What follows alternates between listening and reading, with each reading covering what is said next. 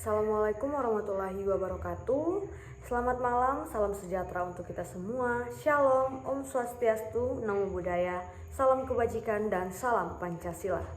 Pertama-tama perkenalkan, nama saya Dwi Utari. Saya dari kelas B, Program Studi Pendidikan Pancasila dan Kewarganegaraan, Fakultas Keguruan dan Ilmu Pendidikan, Universitas Tadulako Angkatan 2024. Baiklah, di sini saya akan mempresentasikan hasil resum saya pada mata kuliah Hak Asasi Manusia yang diampu oleh Bapak, dengan hormat saya sebutkan namanya, Bapak Dr. Hasdin SPD MPD. Baiklah, hak asasi manusia adalah hak dasar yang melekat pada diri seseorang itu sejak ia lahir, yang bersifat kodrati, atau itu anugerah dari Tuhan yang Maha Esa, bukan dari orang lain tetapi langsung dari Tuhan. Setiap individu itu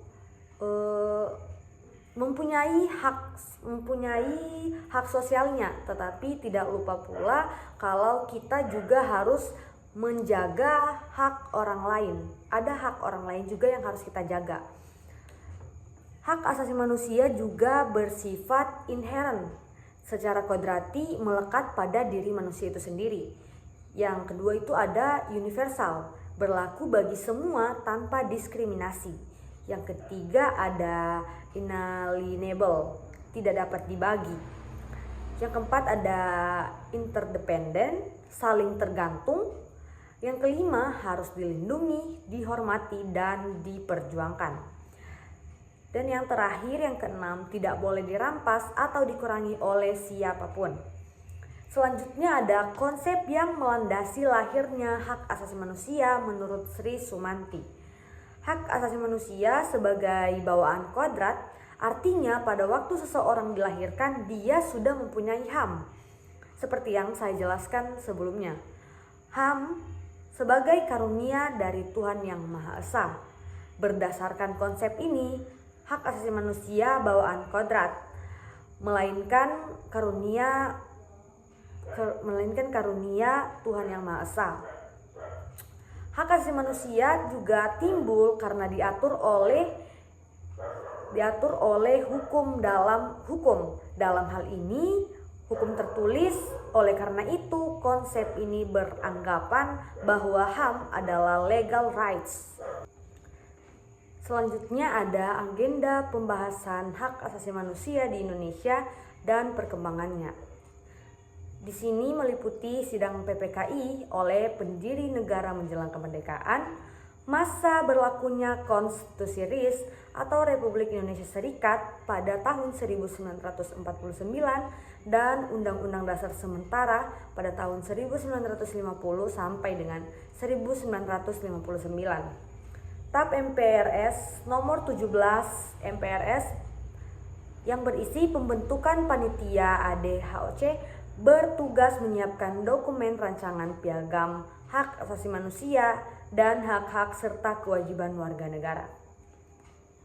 Selanjutnya ada pencantuman pengaturan HAM, penetapan TAP MPR, dan amandemen Undang-Undang Dasar Undang-Undang Dasar 45 kedua bab 10A PS pada tahun 2000. Berdasarkan keputusan pimpinan MPRS nomor 24B tahun 1967,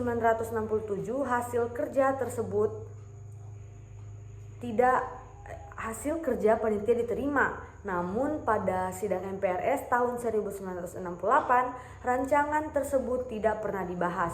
Terbentuknya Komnas HAM pada 7 Juni 1993 melalui Kepres 50 tahun 1993 dan pengangkatan anggota Komnas HAM pada 7 Desember 1993 melalui Kepres 455 M93. Di sini ada Undang-Undang Dasar 1945 pasal 28I ayat 1, pasal 4 Undang-Undang nomor 39 atau 99 yang berisi hak untuk hidup, hak untuk tidak disiksa, hak kemerdekaan pikiran dan hati nurani, hak beragama, hak untuk tidak diperbudak, hak untuk diakui sebagai pribadi di hadapan hukum, dan hak untuk tidak dituntut atas dasar hukum yang berlaku surut adalah hak asasi manusia yang tidak dapat dikurangi dalam keadaan apapun.